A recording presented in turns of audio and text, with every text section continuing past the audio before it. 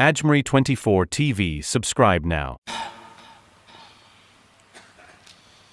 الحمد لله نحمده ونستعينه ونستغفره ونؤمن به ونتوكل عليه ونعوذ بالله من شرور أنفسنا ومن سيئات أعمالنا من يهده الله فلا مضل له ومن يضلل فلا هادي له ونشهد أن لا إله إلا الله وحده لا شريك له ونشهد أن سيدنا وحبيبنا ومولانا محمد الذي أرسله بالحق بشيرا ونذيرا وداعيا إلى الله بإذنه وسراجا منيرا فقد قال الله تعالى في كلامه المجيد وفرقانه الحميد أعوذ بالله من الشيطان الرجيم بسم الله الرحمن الرحيم إن الله وملائكته يصلون على النبي يا أيها الذين آمنوا صلوا عليه وسلموا تسليما اللهم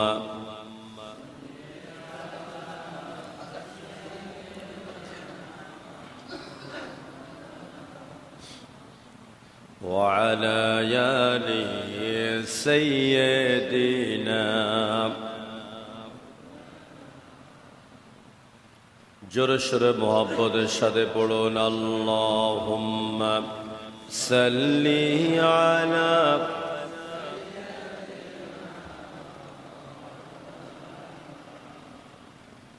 وعلى آل سيدنا স্মৃতিতে আমার স্মরণে মুহাম্মদ বেদনায় হুদ আমার মরণে মুহাম্মদ আল্লাহুম্মা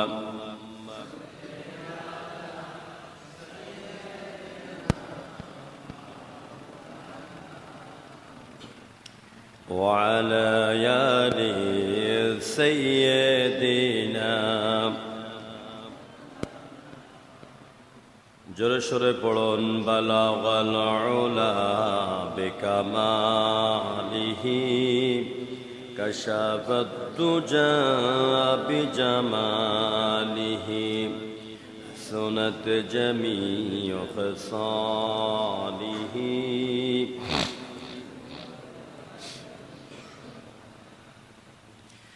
مشرقي حب محمد مطلع ديوان ما مطلع خورشید شقاش سینه سوزان ما بلغ العلا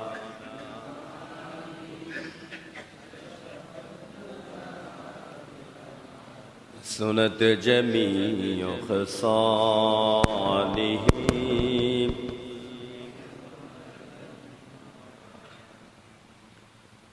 আগত সম্মানিত প্রাণপ্রিয় মুসল্লি ভাইয়েরা, মসজিদ এবং বাসাবাড়িতে অবস্থানরত এলাকার সম্মানিতা মা এবং বোনেরা, আসসালামু আলাইকুম ওয়া রাহমাতুল্লাহি ওয়া বারাকাতুহু।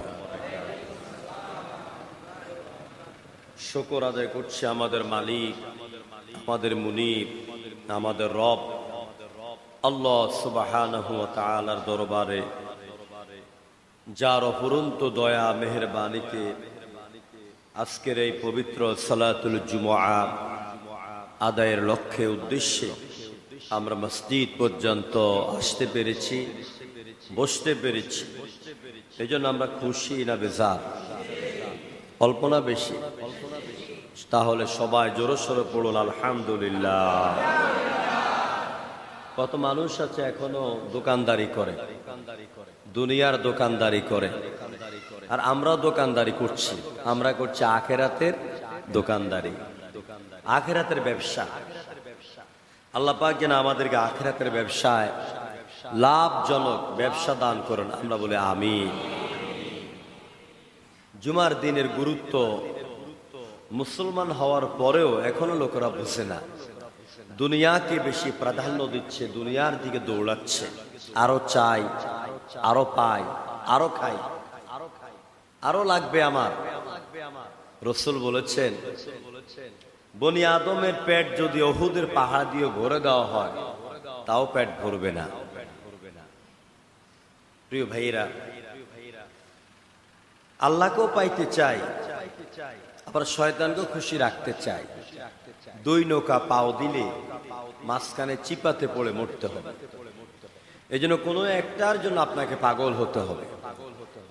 আল্লাহ তাআলা আমাদেরকে আল্লাহকে পাওয়ার জন্য, রাসূলকে পাওয়ার জন্য, পরকালে মুক্তি পাওয়ার জন্য সেই রকম পাগল যেন আল্লাহ আমাদেরকে বানিয়ে দেন, আমরা বলি আমিন। আল্লাহ তাআলা আমাদেরকে এই দুনিয়াতে পাঠিয়ে কিছু দায়িত্ব দিয়েছে। আমরা আজকের আলোচনায় সে দায়িত্বগুলি নিয়ে কথা বলবো। তবে এর আগে যেটা বলতে চাই, প্রত্যেক মা এবং বাবার উদ্দেশ্যে, যারা মা হয়েছেন, বাবা হয়েছে, যারা হবেন, সামনে হবেন, উভয়ের জন্য একটি দোয়া বলি। কারণ আপনি সালাত পড়েন, নামাজ পড়েন, রোজা রাখেন, আপনার ছেলে মদের বোতল নিয়ে ঘুমায়, এটা কি আপনার কাছে ভালো লাগবে? আপনার মেয়ে বেপরদাহীন ভাবে চলাফেরা করছে, উশৃঙ্খল ভাবে চলাফেরা করছে, আপনি খুব তাহাজ্জুদ গুজার, আপনার স্ত্রী পর্দা করছে না, এক্ষেত্রে আপনার দায়িত্ব কি? আল্লাহ আপনাকে দায়িত্ব দিয়েছে, ও আনফুসাকুম ওয়া আহলিকুম নারা, ইয়া আইয়ুহাল্লাযীনা আমানু ও আনফুসাকুম ওয়া আহলিকুম নারা। হে ঈমানদারেরা, নিজে জাহান্নামের আগুন থেকে বাঁচো, পরিবার পরিজন, সন্তান সন্ততিকেও জাহান্নামের আগুন থেকে বাঁচাবার যত চেষ্টা, প্রচেষ্টা, পদক্ষেপ আছে সব গ্রহণ করো। আপনি শুধু বাবা হয়ে, আপনি শুধু ঘরের স্বামী হয়ে আল্লাহকে ডাকতে ডাকতে কপালে চামড়া বের করে দিচ্ছেন, আপনার মাথায় পাগড়ি, আপনার হাতে তাসবিহ, পাঁচ ওয়াক্ত নামাজ পড়েন, তাসবিহ পড়েন, জিকির করেন, আপনার সাথে আপনার স্ত্রী যখন চলাফেরা করে মাথায় বোরকা পরা তো দূরের কথা, ঠিক মতো মাথায়ও কাপড় থাকে না, এরকম মনে হয় নাই আমাদের সমাজে? কিন্তু আপনারা দেখতে খুব বুজুর্গের মতো লাগে। তাহলে বুঝে গেল আপনি আপনার স্ত্রীকে ভালোবাসেন না। ঠিক আছে, আপনি যতই স্ত্রীকে সোনা গহনা কাপড় চোপড় কিনে দেন, খাবার নিয়ে ঘুরেন, আমোদ প্রমোদ করেন, আসলে আপনি আপনার স্ত্রীকে মন দিয়ে ভালোবাসেন না। বলবেন হুজুর এই কথাটা বললেন কেন? বলছি এই জন্য যে আপনি নামাজ রোজা আল্লাহর দিন মেনে আপনি জান্নাতে যেতে চান, আর আপনার স্ত্রী আপনার সাথে থেকে জাহান্নামে চলে যাচ্ছে, আপনি তাকে জাহান্নামের আগুন থেকে বাঁচাবার চেষ্টা করছেন না, এর দ্বারা আপনার স্ত্রীকে আপনি 100% ভালোবাসেন, এটা প্রমাণিত হয় না। এই জন্য ভাই নিজেও জাহান্নামের আগুন থেকে বাঁচে, পরিবারকে বাঁচায়।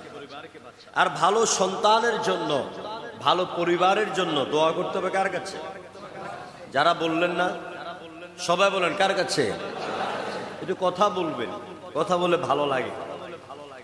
আল্লাহ রাব্বুল আলামিন কোরআনে কারীমের মধ্যে দোয়া শিখিয়ে দিচ্ছে, নবীরা আল্লাহর কাছে যে দোয়া করেছিল সেই দোয়া।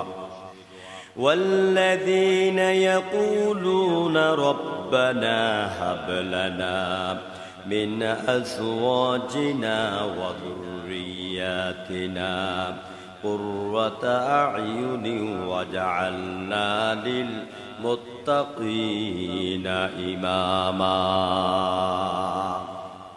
والذين يقولون যারা বলে রব্বানা হাবলানা, ও আমার রব, আমাদের প্রতিপালক আমাদেরকে দান করুন, মিন আজওয়াজিনা ও যুররিয়াতিনা, আমাদের এমন সঙ্গিনী, এমন সাথী, এমন স্ত্রী, ও যুররিয়াতিনা, এমন ছেলে মেয়ে বংশধর, কুররাতা আয়ুনিন, যাদেরকে দেখলে চক্ষু শীতল হয়ে যায়।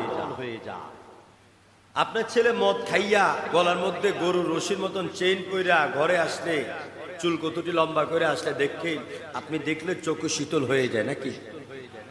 হ্যাঁ, আপনার ছেলে আরেকজনের মেয়ের ওড়না ধরে টান দিছে, আপনার কাছে বিচার আসে, শুনলে কান সার্থক হয়ে যায় নাকি?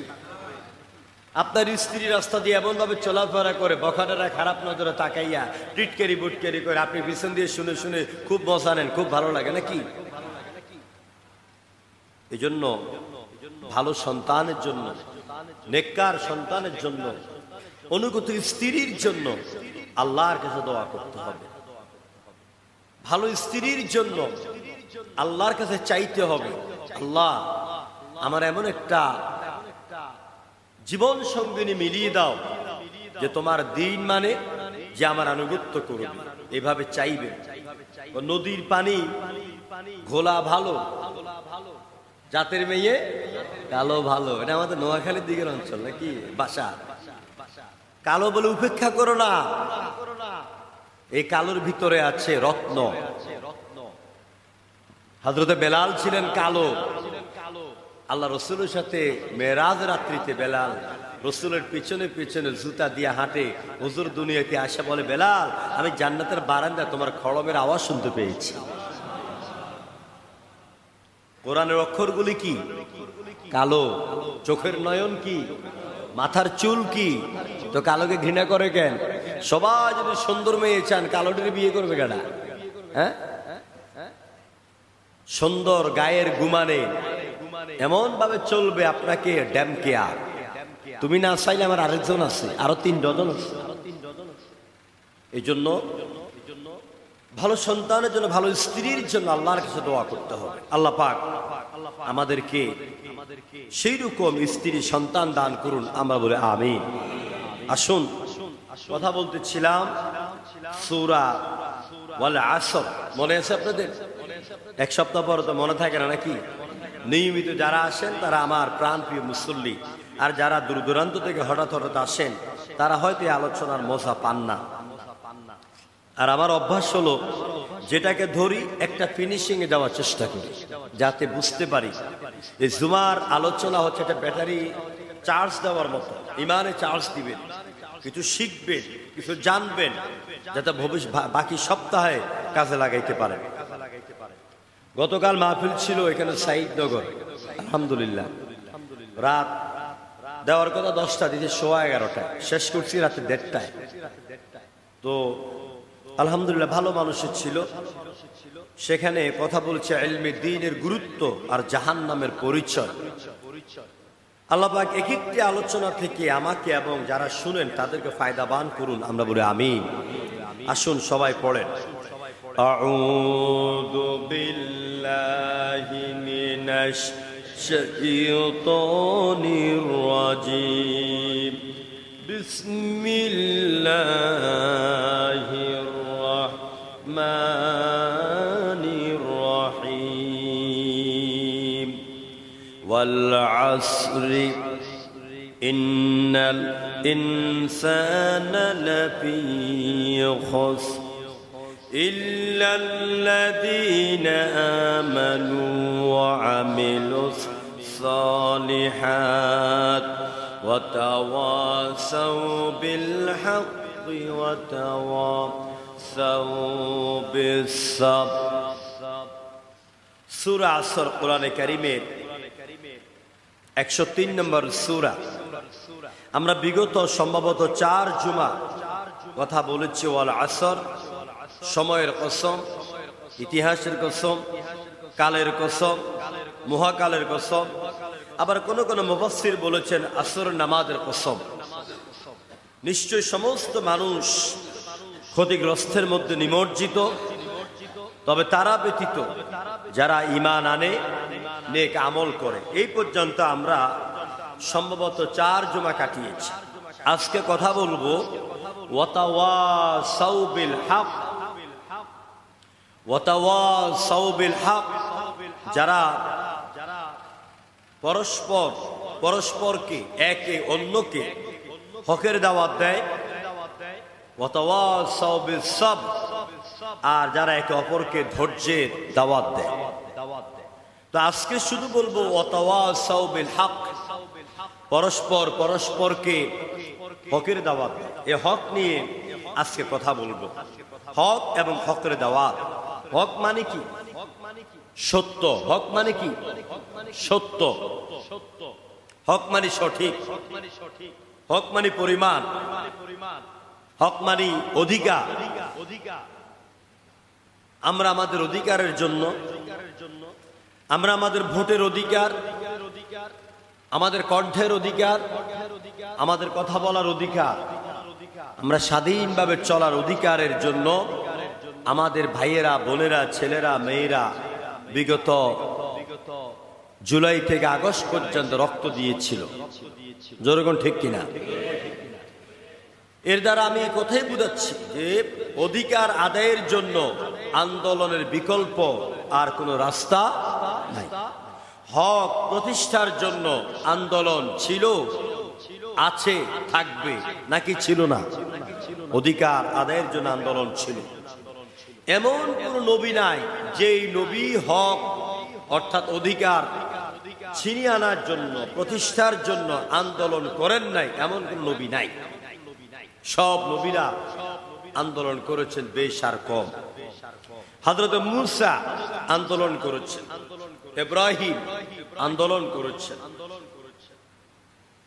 হযরতে নবী করিম সাল্লাল্লাহু আলাইহি সাল্লাম আন্দোলন করতে করতে তো হুজুর নিজের জীবন থেকে, শরীর থেকে 27 বার রক্ত দিয়েছে। সুবহানাল্লাহ। সাহাবায়ে কেরাম রক্ত দিয়েছে, জীবন দিয়েছেন, শহীদ হয়েছে। এই জন্য এই হক বুঝতে হবে। এখন হকটা কি এটা বুঝে না, তাহলে হক অর্থ সত্য, হক অর্থ অধিকার। আর হক কি? হক হচ্ছে আত-তাওহীদু হাক্কুন। তাওহীদ হচ্ছে হক। আল কোরআনু হাক্কুন, কোরআন হচ্ছে হক।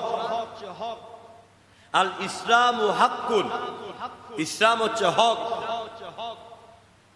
আল আখিরাতু হাক্কুন, আখিরাত হক।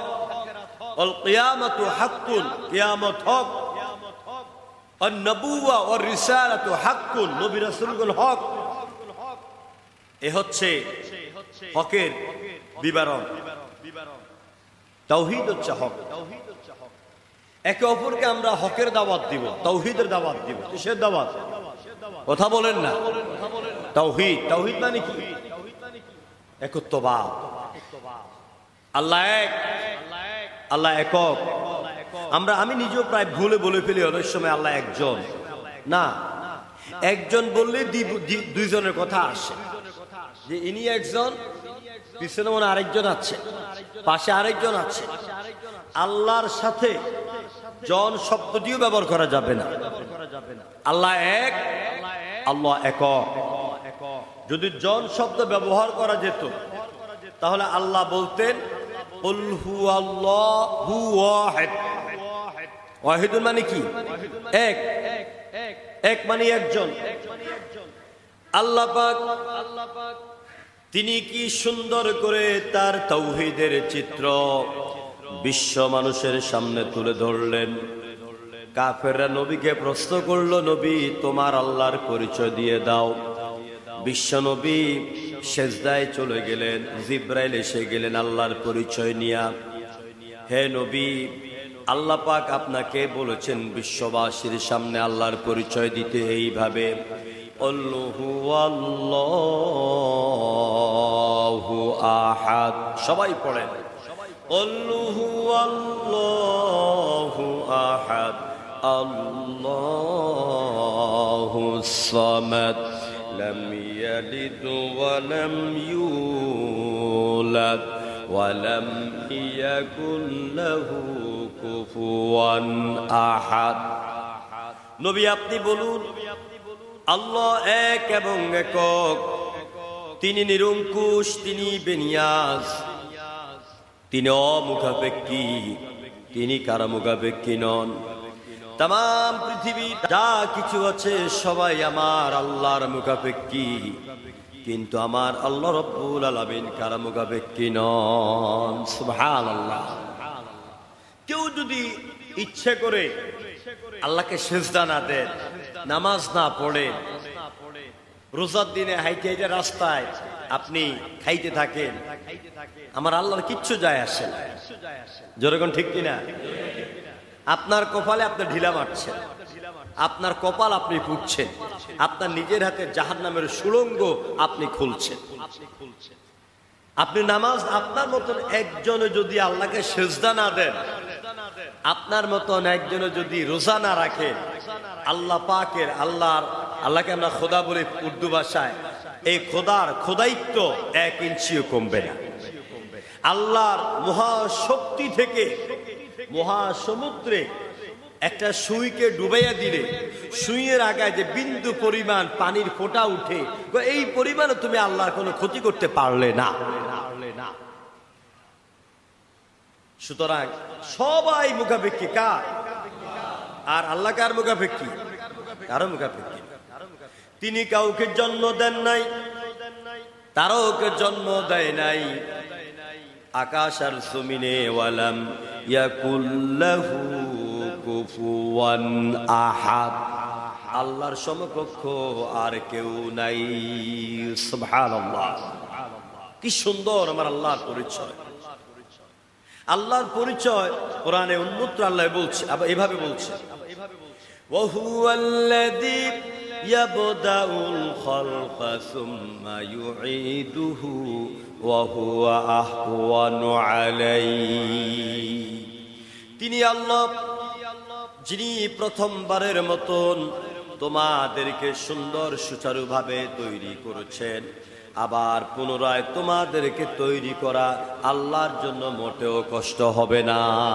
সুবহানাল্লাহ। বরং আরো সহজ হবে।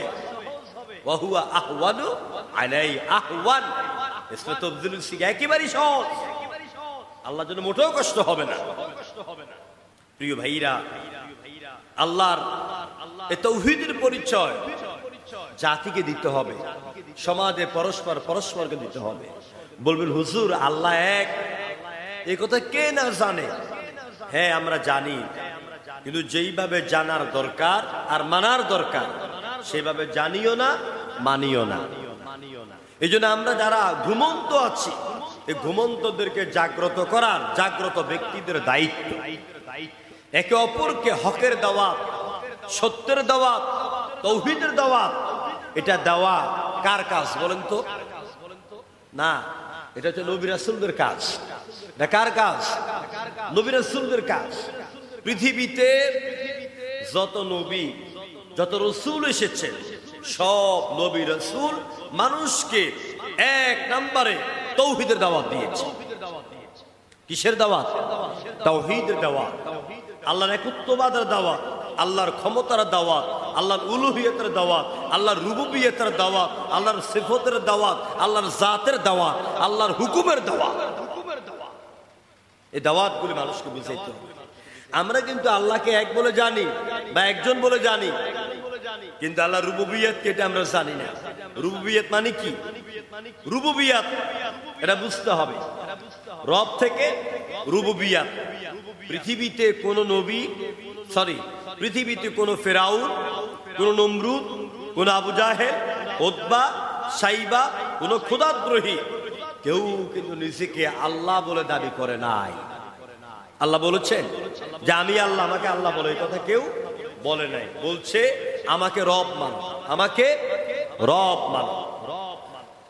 আমার ভাইয়েরা, মুসা আলাইহিস সালাতু ওয়াস সালাম তিনি যখন সত্যের দাওয়াত নিয়ে ফেরাউনের কাছে গেলেন, হকের দাওয়াত নিয়ে গেলেন, কোরআন বলছে, আল্লাহ পাক বলেন, ইলা ফিরআউনা ওয়া হামানা ওয়া কারুনা ফাকালু সাহিরুন কাযযাব আরসালনা মূসা বিআয়াতিনা সুলতানিন মুবিন। আমি আমার নবী মূসা পয়গম্বরকে নিয়ে যখন স্পষ্ট দলিল নিয়ে ফেরাউনের কাছে পাঠাইলাম, তখন ফেরাউন, তার মন্ত্রী পরিষদ, হামান, কারুন, এরা সবাই নবীদেরকে বলেছে, কি বলেছে? সাহের, জাদুকর, কাজ্জাব, মিথ্যাবাদী, যেরকম নাউজুবিল্লাহ। তো মূসা আর ফেরাউনের সময় লোকেরাই মনে হয় এই আপনার নবীদেরকে কাজ্জাব বলেছে, ফেরাউন বলেছে। আমার নবীকে মনে কেউ বলে না নাকি? বলেছে? হ্যাঁ, নবীকে বলেছে পাগল। আল্লাহ পাক সাথে সাথে জবাব দিয়ে দিলেন। আল্লাহ পাক বলেন, মা সাহিবুকুম বিমাজনুন। ও আবু জাহেলের গোষ্ঠীরা, উতবা, সাইবা, যারা আমার নবী কি পাগল বলো? আমার নবী তো তোমাদের সাথে, তোমাদের কাছে বড় হয়েছেন, তোমাদের সামনে বড় হয়েছেন, তোমাদের সাথে বড় হয়েছেন। আমার নবী মুহাম্মদ রাসূলুল্লাহ কখনো পাগল নন। মা সাহিবুকুম, তোমাদের সঙ্গী, তোমাদের সাথী কখনো পাগল নন। সুবহানাল্লাহ। জবাব কে দিয়েছে? নবীকে জবাব দেওয়া লাগে নাই। লোকেরা নবীরে পাগল বলছে, আর নবীরে যদি কেউ গালি দেয়, আমার মতন আপনার মতন মুনাফিক মার্কা মুসলমানের কলজা না লাগলেও আমার আল্লাহর অস্তিত্বের মধ্যে আঘাত লাগে। এই জন্য আল্লাহ পাক এটার জবাব দিয়ে দেন। নবীরে যখন আবু জাহেলের গোষ্ঠীরা পাগল বলেছে, আল্লাহ বলছে, মা সাহিবুকুম বিমাজনুন। আরে এই মুহাম্মদ তো আকাশ থেকে ঝরে পড়ে নাই, এই মুহাম্মদ তো উড়ে আসে নাই। এই মুহাম্মদ তোমাদের বংশে জন্ম নিয়ে তোমাদের সাথে বড় হয়েছে। এটা তোমাদের সঙ্গী, তোমাদের বন্ধু, তোমাদের সাথী। এটা পাগল নয়। নবী বলতে হয় না যে আমি পাগল না, আমার এই কথা বলো। নবী বলতে হয় না। কে বলেছেন? সূরা নজমের দিকে তাকান।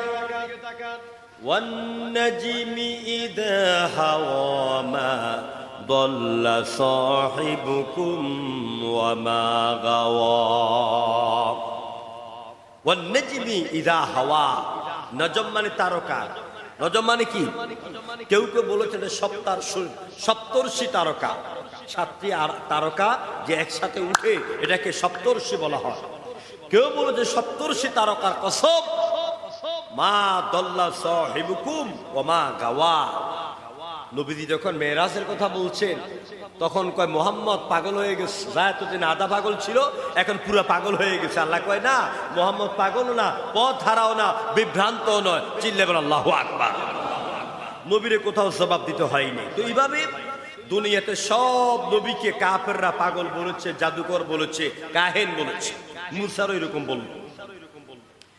কেন বলেছে? فلما جاءهم بالحق من عندنا قالوا اقتلوا أبناء الذين آمنوا معه واستحيوا نساءهم। যখন মূসা ফিরাউনের কাছে হামানের কাছে সত্যের দাওয়াত নিয়ে এলো, বলল লা ইলাহা ইল্লাল্লাহ, আল্লাহ ছাড়া কোনো ইলাহ নাই, কোনো রব নাই, কোনো মাবুদ নাই। তখনই ফিরাউনের ব্রেনে হিট করেছে, কলিজায় আগুন লেগেছে। বিল হক, এই হকের দাওয়াত শোনার পরে, হকের দাওয়াত কোনটা? লা ইলাহা ইল্লাল্লাহ। আরে এ তো আমার কলিজা আঘাত করছে, ও তো আমার সিংহাসন আঘাত করছে, ও তো আমাকে রব মানে না। আইন চালু করে দিল। কি চালু করলো? উকতুলু আবনা আল্লাযীনা আমানু মাআহু, ঈমানদারদের সাথে যারা আছে আর তাদের যত সন্তানাদি জন্মগ্রহণ করে ওইগুলিকে হত্যা করো। ওয়াস্তাহিয়ু নিসাহুম, আর নারীগুলিকে জীবন্ত রাখো, যাতে করে আমরা ওদের নারীগুলির সাথে পুষ্টি নষ্টি করতে পারি। নাউযুবিল্লাহ। আমরা বিগত 15 বছরে বাংলাদেশের জমিনে আমরা দেখেছি আমাদের পুরুষগুলিকে তারা হত্যা করেছে, অত্যাচার করেছে। বহু মেয়ে লোক স্বামীর সামনে স্ত্রীকে, মায়ের সামনে কন্যাকে ধর্ষণ করেছে। বাংলাদেশে করে নাই, অনেক প্রমাণ আছে। এটা কার চরিত্র? ফেরাউনের চরিত্র। চিল্লাই করে কার চরিত্র? ওরা কথায় কথায় আমাদেরকে জেলের ভয় দেখাইতো, ঠিক না? ফেরাউনের গোষ্ঠীর অভ্যাস, যুগে যুগে ফেরাউনের গোষ্ঠীরা জেলের কারাগারের ভয় দেখায়। আর মোমেনেরা বলে জেল তো আমাদের জন্য বড় পাওনা, সুন্নতে মুআক্কাদ আদায় হয়ে যায়। আমার নবী কারাগারে গেছেন, মূসা কারাগারে গেছেন, ইব্রাহিম কারাগারে গেছেন, ইউসুফ কারাগারে গেছেন। তা আমি তো আল্লাহর কোরআনে কথা বলে কারাগারে যাওয়া আমার জন্য সুন্নতে নববী। চিল্লাই কোন ঠিক কিনা? এগুলিকে ভয় পায় যারা দুর্বল ঈমানদার আর যারা বাতিলের পাঁচাটা গোলাম মার্কা আলেম তারা। এবার মুহাম্মদ মূসা আলাইহিস সালাতু ওয়াস সালাম তিনি যখন ফেরাউনকে সত্য আল ইসলাম ও হাক্কুন, এই সত্যের দাওয়াত দিচ্ছিলেন যে ফেরাউন তোমার জীবন ব্যবস্থা, তোমার দিন, এটা হচ্ছে দ্বীনে বাতিলা। এটা কি? দ্বীনে বাতিলা। এটা বাতিল, অগ্রহণযোগ্য জীবন ব্যবস্থা। আল্লাহ পাক বলেছেন وَمَن يَبْتَغِ غَيْرَ الْإِسْلَامِ دِينًا, পৃথিবীতে ইসলাম ছাড়া যত জীবন ব্যবস্থা আছে সব জীবন ব্যবস্থা আমার আল্লাহর নিকট নট অ্যাকসেপ্টেবল, গ্রহণযোগ্য নয়। আল্লাহর কাছে একমাত্র গ্রহণযোগ্য জীবন ব্যবস্থার নাম কি? সবাই বললেন না তো, বুক ফাটাইয়া বলেন, নাম কি? ইসলাম। এটা কইতে ভয় লাগে না সাহস লাগে? আনন্দ লাগে না বেদনা লাগে? এত সুন্দর ইসলাম আর পৃথিবীতে নাই, এত সুন্দর ধর্ম আর নাই। তো মূসা যখন এই দ্বীনে দাওয়াত দিচ্ছেন তখন ফেরাউন কি বলল? আমরা শুধু দ্বীনকে বুঝি ধর্ম, ইসলাম না। দ্বীনের অনেক অর্থ আছে। দ্বীনের এক অর্থ হচ্ছে রাষ্ট্রবিধান, রাষ্ট্র। দ্বীনের অর্থ হচ্ছে জীবন বিধান, দ্বীন অর্থ হচ্ছে রাষ্ট্র ব্যবস্থা। তো মূসা যখন দ্বীনে দাওয়াত দিলেন, ফেরাউন বলছে وقال فرعون ذروني أقتل موسى وليدع ربه إني أخاف أن يبدل دينكم أو أن يظهر في الأرض الفساد। ফেরাউন বলছে ওয়াকালা ফিরআউনু, ফেরাউন তার মন্ত্রী পরিষদ, এমপি পরিষদ, আইনি পরিষদ যারা আছে সবাইকে বলে আমাকে ছেড়ে দাও। মনে হয় যেন তারে কেউ ধৈর্য রাখছে। কথা বুঝেননি আমার? মনে হয় যেন কেউ তারে ধৈর্য রাখছে, তো আমাকে ছেড়ে দাও, জারুনি, আমাকে ছাড়ো। আক্তুল মূসা ওয়ালিয়াদউ রাব্বাহ, মূসা আমাকে ছাড়া যদি আর একবার তার রবকে, তার আল্লাহকে রব বলে ডাকে, তাহলে আমি তাকে হত্যা করে ফেলবো। আমি তার কি করব? হত্যা করে ফেলবো। এই দেখেন ফেরাউনের চরিত্রটা দেখেন। আল্লাহর আইনের কথা বললেই ফেরাউনের গোষ্ঠীর কলজার মধ্যে আঘাত লাগে। যখন ঠিক কিনা? তখন তারা জেলের ভয় দেখায়, জুলমের ভয় দেখায়, গ্রেপ্তারের ভয় দেখায়, আয়নাগরের ভয় দেখায়। এটা কই পাইলাম আমরা? কোরআনে পাইছি। কোন জায়গায় পাইছি আমরা? কোরআনে কয় আক্তুল মূসা, আমি মূসাকে হত্যা করব। কেন? ওয়ালিয়াদউ রাব্বাহ, যদি সে আর একবার তার আল্লাহকে রব বলে ডাকে। আচ্ছা, আল্লাহকে রব বলে ডাকলে ফেরাউনের গা জ্বলে কেন? ফেরাউনের গা জ্বলেছে এই জন্য, রবের অর্থ শুধু এই প্রতিপালক নয়, রবের অর্থ আইনদাতা, জীবনদাতা, মরণদাতা, হুকুমদাতা, আশ্রয়দাতা, তারপরে রাষ্ট্র প্রধান, হ্যাঁ, রাষ্ট্রীয় ক্ষমতা, জীবন ব্যবস্থা, জীবন বিধান।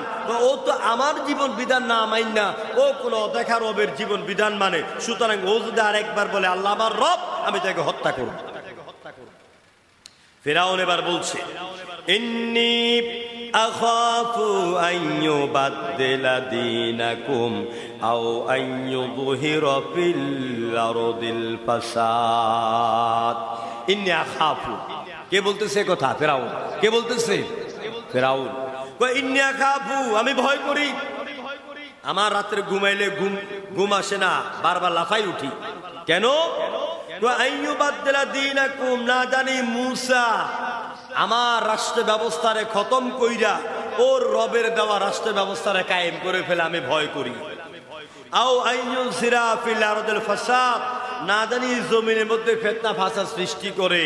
ওই ফেরাউনের গোষ্ঠী ভয় পায় আমি সেই Karl Marx, Lenin, Hugh, Galileo, Copernicus, বাপদাদার সেকুলারিজম, ফিউডালিজম, কমিউনিজম, মানুষের তৈরি করা মতবাদ দিয়া রাতের বেলা ভোট নিয়ে ক্ষমতাতে বইয়া মানুষের গলা টিপ্পা চালাচ্ছি। না যেন ইসলামী আন্দোলনের লোক কখন মাথা ছাড়া দিয়ে উঠা গদি থেকে 2 লাঠি দিয়া ফালাইয়া এই জমিনে কোরআনের রাজ কায়েম করে ফেলে। আইয়ুযহিরা ফিল আরদিল ফাসাদ, আমার ভয় লাগে এরা না জানে কখন জমিনের মধ্যে ফাসাদ সৃষ্টি করে দেয়। প্রিয় ভাইরা, এভাবে হকের দাওয়াত দিলে ওদের গায়ের মধ্যে আগুন লাগে। আল্লাহ রাব্বুল আলামিন বলছেন তাওহীদ হলো 1 নাম্বার হকের দাওয়াত। আল্লাহ এক, আল্লাহ একক, সব ক্ষমতার মালিক আল্লাহ। জোরে সোরে বলেন সব ক্ষমতার মালিক কে? এটা তো ইমানি জবাব। আরো জোরে বলেন সকল ক্ষমতার মালিক কে? হাসাবার মালিক কে? গাদাবার মালিক কে? 10 তলা বালির মালাবার মালিক কে? ফকির বানাবার মালিক কে? আবার ক্ষমতা দেওয়ার মালিক কে? ক্ষমতা থেকে তাড়িয়ে দেওয়ার মালিক কে? আল্লাহ পাক বলে নবী আপনি বলুন বলিল্লাহুম্মাল মালিকাল মুলক, হে রাজা ধীরাজ, তুমি যাকে চাও তো ইজ্জু মান তাশা ওয়া তুদিল্লু মান তাশা, সব ক্ষমতা তোমার। সুতরাং এই হকের দাওয়াত দিতে হবে আমাদেরকে, ইসলামের দিকে, তাওহীদের দিকে মানুষকে দাওয়াত দিতে হবে। এরপরে হকের দাওয়াত হচ্ছে কোরআন। হকের দাওয়াত কি? কোরআন। পৃথিবীতে সবাই কোরআন বুঝে না, আবার সবাই কোরআনের আন্দোলনও শরীক হওয়ার মতন সৌভাগ্য অর্জন করতে পারে না। আবু জাহেল পেরেছে, উতবা পেরেছে, সাইবা পেরেছে, পারে নাই, কপাল পোড়া। আর অপরদিকে সেই আফ্রিকা থেকে আসা উমাইয়া ইবনে খালফের চাকর হযরতে বেলাল, কালো মানুষ, দেখলে পরে আমাদের দেশের বাচ্চারা সেনেগালের লোকদেরকে দেখলে ভয়ে 10 গ্লাস পানি খাবে, ঠিক না? এত কালো। সে বেলাল এই কোরআনকে বুঝেছে, ইসলামকে বুঝেছে, নবীকে বুঝেছেন, ইসলামের প্রতি ঈমান এনেছেন, নবীর প্রতি ঈমান এনেছেন, কোরআনের জন্য রক্ত দিয়েছেন, পাথর ছাপা খেয়েছেন, জীবনের রক্ত, জীবনের সময় রক্ত শরীর কোরবান করেছেন। যেরকম আলহামদুলিল্লাহ। যার কারণে হযরত বেলাল কাবা শরীফের ছাদে উঠে আজান দেওয়ার মতন সৌভাগ্য অর্জন করেছেন। বেলাল কোন জায়গা থেকে কোন জায়গায় চলে গেলেন। মসজিদে নববীতে আজান হয় নাই, আজ ফজরের আজান। সাহাবীরা বলছেন ফজরের বেলাল যখন আজান দেন তখন সিনের বদলে সিন বলেন, সুতরাং বেলালের মতন মুয়াজ্জিনকে পাল্টানো হোক। নবী করিম সাল্লাল্লাহু আলাইহি সাল্লাম তিনি সমস্ত লোকের মতের প্রাধান্য দিয়ে বলছে, বেলাল তুমি আগামীকাল ফজরে আজান দেবে না, নতুন মুয়াজ্জিন আজান দিবে। বেলাল আজান দিল না, নতুন মুয়াজ্জিন আজান দিয়েছে। আজকে আজানের আওয়াজ আরশে আজিমে পৌঁছে না, দুনিয়া তো সকাল হয় না। সুবহানাল্লাহ কইতেন না? ধাক্কায় ধাক্কায় সুবহানাল্লাহ বাইর করুন নাকি? আরে আপনার মনে দোকানে একটু বাকি রেখে খান মনে হয়, হ্যাঁ দোকানে বাকি খান, এই জন্য সুবহানাল্লাহকে বাকিতে রেখে দেন। মসজিদে কইতাম না, বাড়ি যেয়ে কমো নাকি? একবার সুবহানাল্লাহ বললে উপরে আওয়াজ হয় না? এই মাইকে উপরে আওয়াজ হয় না কেন? মুয়াজ্জিন সাহেব কই?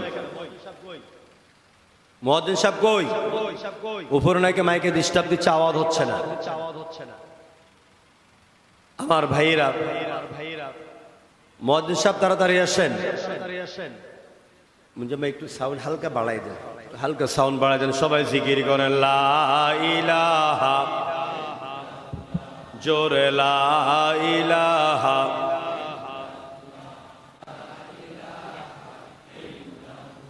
জোরে লা ইলাহা। ঠিক আছে, লা ইলাহা ইল্লাল্লাহু মুহাম্মাদুর রাসূলুল্লাহ।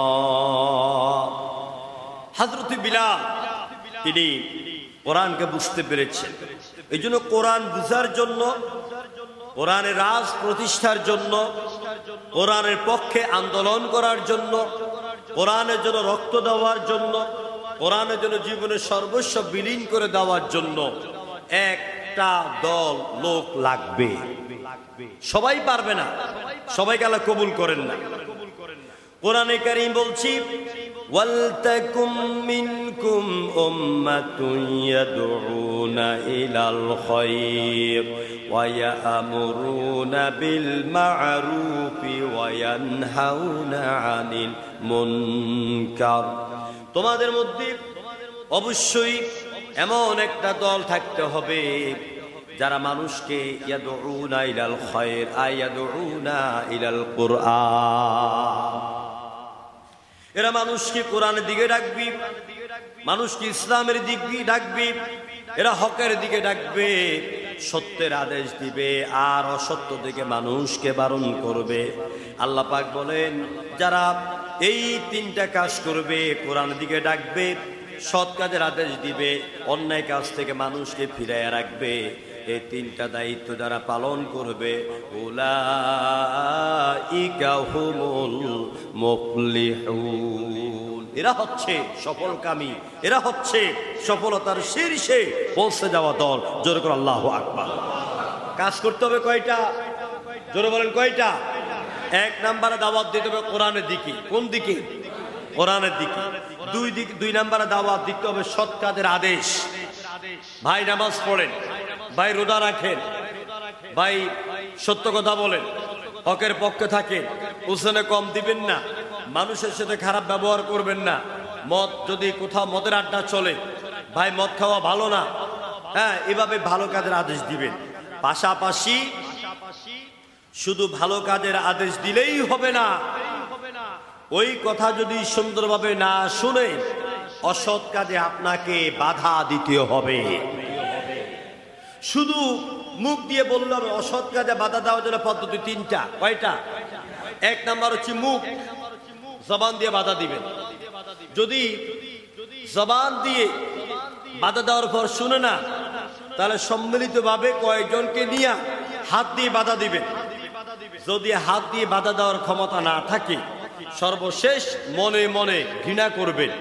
ঘৃণা করার অর্থ হলো যে আপনি ঘরে বসে ঘৃণা করেন, আরো ঢালাওভাবে মদ খায়, এর অর্থ এটা নয়। এর অর্থ হচ্ছে মনে মনে পরিকল্পনা করবেন আর কোন কোন কোরআনের পক্ষের নেতাদেরকে নিয়ে এটাকে বাধা দেওয়া যায়। এটা হলো মনে মনে ঘৃণা করার অর্থ। আপনার রাস্তার মোড়ে মোড়ে তাস খেলে, দাবা খেলে, জুয়া খেলে, মদ খায়, আপনি কোন দৌড় ওর কার হোক ও করুক, আমি এখানে বললে এগুলি ভেজালে পড়বো কেন, আমি ঘরের জায়গা। আল্লাহ বলেন যে ব্যক্তি অন্যায়ের পথে বাধা দেয় না, বাতিলকে যারা বাধা দেয় না, আমি আল্লাহ পাক ওই ইহুদিদের মতন আল্লাহর গজব দিয়া, ইহুদিদের উপর যেমন গজব দিয়া তাদেরকে বলেছিলাম কুনু কিরাদাতান খাসিন, তোরা বানর হয়ে যা, ঠিক ওই গজবটা আমি এখনো দিতে পারি। এজন্য অন্যায়ের পথে বাধা দিতে হবে। উলাইকা হুমুল মুফলিহুন, এরা হচ্ছে সফলকারী। অন্যত্র আল্লাহ পাক বলেন কুনতুম খায়রা উম্মাতিন উখরিজাত লিন-নাসি তা'মুরুনা বিল মা'রুফি ওয়া তানহাউনা আনিল মুনকার ওয়া তু'মিনুনা বিল্লাহ। কুনতুম খায়রা উম্মাহ, আল্লাহ আমাদেরকে বলছেন you are the brave nation, best nation, তোমরা সাহসী এবং উত্তম জাতি। গোটা দুনিয়াতে হিন্দু, খ্রিস্টান, বৌদ্ধ, পারসিক, জারদাস, ইহুদি, খ্রিস্টান যত ধর্ম আছে সব ধর্মের মধ্যে শ্রেষ্ঠ ধর্ম, শ্রেষ্ঠ জাতি হচ্ছে মুসলমান।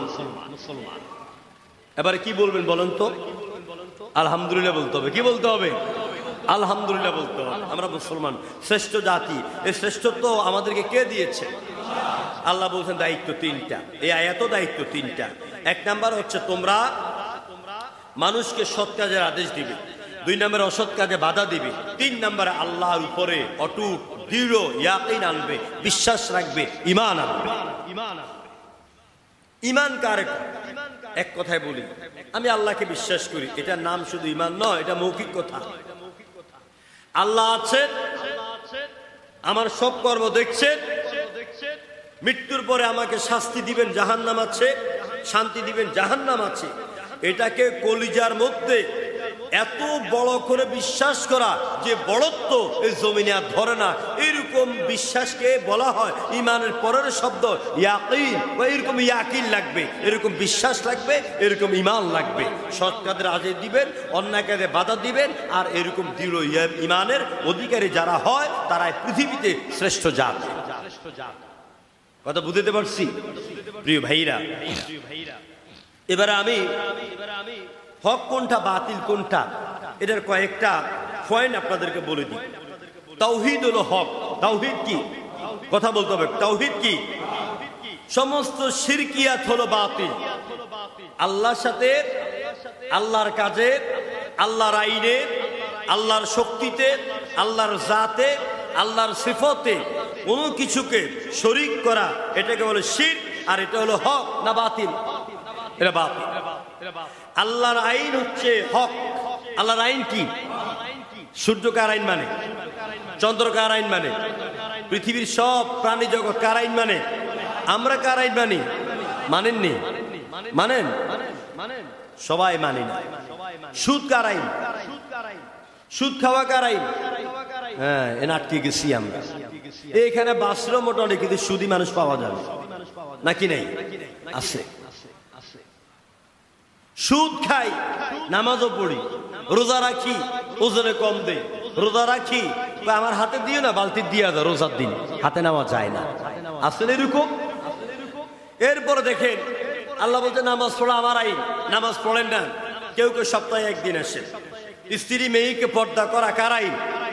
সবাইকে এগুলি মানেন? মানেন না। তাহলে আল্লাহর আইন হলো হক। আল্লাহর আইন মানতে হবে।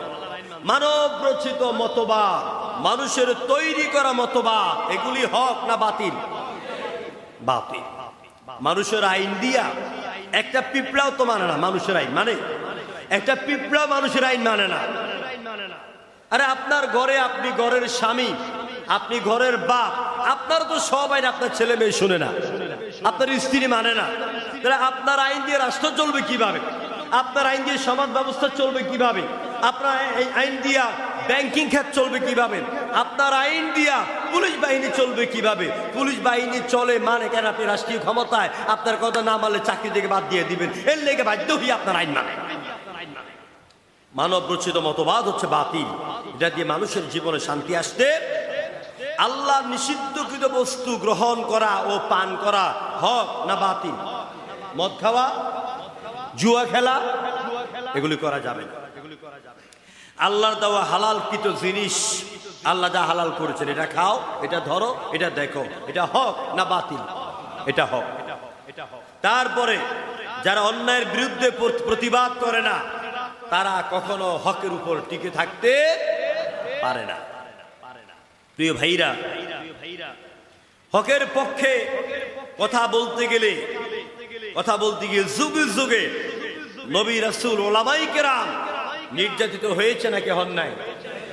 জাফর থানেশ্বরী, ইমাম জাফর থানেশ্বরী হকের পক্ষে আন্দোলন করতে গিয়ে, দাওয়াত দিতে গিয়ে, যখন তার হাতে হ্যান্ডকাপ পরানো হলো, লোহার ডান্ডা বেড়ি পরানো হলো, তাকে ফাঁসি রশিতে ঝুলাবে নিয়ে যাচ্ছে, রাস্তার মধ্যে লক্ষ লক্ষ লোক তার অপেক্ষায় আছে।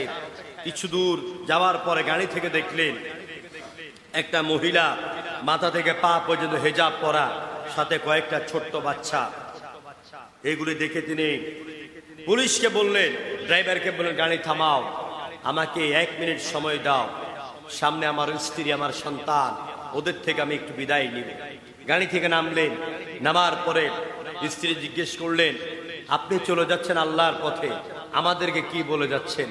তিনি বলছেন, তোমাদেরকে আল্লাহর উপরে ন্যস্ত করে গেলাম, আর আমি যেই পথে যাচ্ছি, আমার এই পথ অনুসরণ করে আল্লাহর জীবনের জন্য জীবনের শেষ রক্তবিন্দু দিয়ে হলেও শাহাদাতের পেয়ারা পান করবে। এভাবে হকের পক্ষে চলে গেলে কবি আল্লামা হালি বলেন, কবি আল্লামা ইকবাল বলেছেন, বাতিল সে দবনে ওয়ালে আয়ে আসমাঁ नहीं हम, बातिल से दबने वाले ऐ आसमां नहीं हम, जो बर कर चुका है तू इम्तिहान हमारा। যুগে যুগে বাতিলের পদধ্বংস আমরা শুনেছি, সব বাতিল উৎখাত করে এই জমিনে সত্যের মশাল আমরা প্রজ্বলিত করেছি। চিল্লা বলে ঠিক কিনা? শেষ কথা, এ হক এবং বাতিলের ব্যাপারে আমি আপনাদেরকে শেষ একটা ফিরিস্তি শুনিয়ে দিতে চাই। সেটা হচ্ছে, এই জমিনে যখনই বাতিল এসেছে, তখনই হক তার প্রতিবাদের জন্য দাঁড়িয়েছে। চিল্লা বলেন ঠিক কিনা? যেমন নমরুদ এসেছে, নমরুদ হক না বাতিল? বাতিল। তার প্রতিপক্ষ আল্লাহ দাঁড় করে দিলেন হযরত ইব্রাহিম আলাইহিস সালামকে। যখন ফিরাউন এসেছে, এই বাতিলকে উৎখাত করার জন্য আল্লাহ পাঠিয়ে দিয়েছেন হযরত মূসাকে। জিলাই কোন ঠিক কিনা?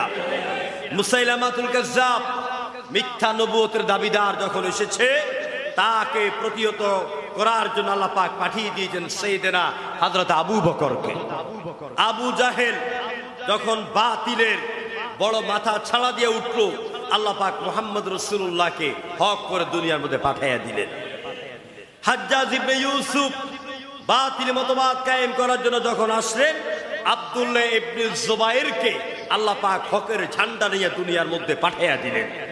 খলিফা মনসুর যখন বাতিলের পথ বেছে নিলেন, ইমাম আজম আবু হানিফাকে আল্লাহ পাক সত্যের মশাল নিয়ে দুনিয়ার মধ্যে পাঠিয়ে দিলেন। যখন খলিফা মুতাসিম বিল্লাহ বাতিলের পক্ষে চলে গেল, ইমাম আহমদ ইবনে হাম্বলকে আল্লাহ পাক হকের পক্ষে পাঠিয়ে দিলেন। যখন আপনার মাজার এবং জুলুম বা সরকার এই জমিনে, এরপরে হাসানুল হক ইনু, এইসব নাস্তিক্যবাদীরা যখন এই জমিনে মাথা ছাড়া দিয়ে উঠল, শিরক বেদাত যখন মাথা ছাড়া দিয়ে উঠল, আল্লামা সাঈদীকে হক করে আল্লাহ দুনিয়াতে পাঠিয়ে দিলেন। আমার ভাইরা, এভাবে করে আমাদেরকে যুগে যুগে হকের পক্ষে থাকতে হবে। জনগণ ঠিক কিনা? হকের পক্ষে টিকার জন্য অস্ত্রের দরকার নাই, হকের জন্য টিকার জন্য বড় লোকবলের দরকার নাই। ইয়ার মুখে রণাঙ্গনে পারস্যে যখন মুসলমানদের বিরুদ্ধে কাফেররা যখন আসলো, কাফেরের সংখ্যা ছিল 2 লক্ষ। জনগণ কত? মুসলমানদের সৈন্য সংখ্যা ছিল মাত্র 40,000। তাদের বিরুদ্ধে মোমের মুজাহিদদের বিজয় হয়েছে। জনগণ সুবহানাল্লাহ।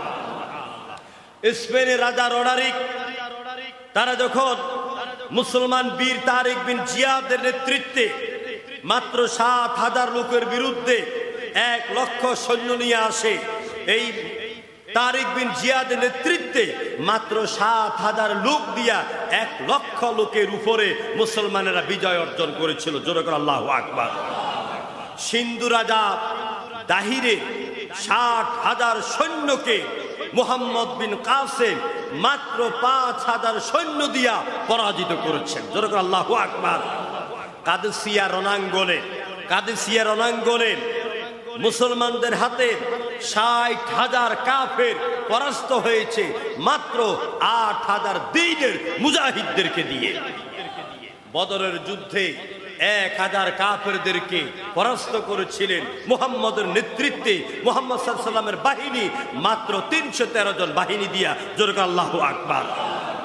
হযরত শাহজালাল ইয়েমেনি সাগরের উত্তাল তরঙ্গমালা পাড়ি দিয়ে জায়নামাজ বিছাইয়া এই সিলেটের জমিনে যখন এসেছেন, রাজা গৌড় গোবিন্দের সেই মসনদ, সেই সিংহাসন তসতস করেছিলেন কোন শক্তির বলে নয়, ক্ষমতার বলে নয়, শুধুমাত্র নারায়ে তাকবীর আল্লাহু আকবার বদলতে।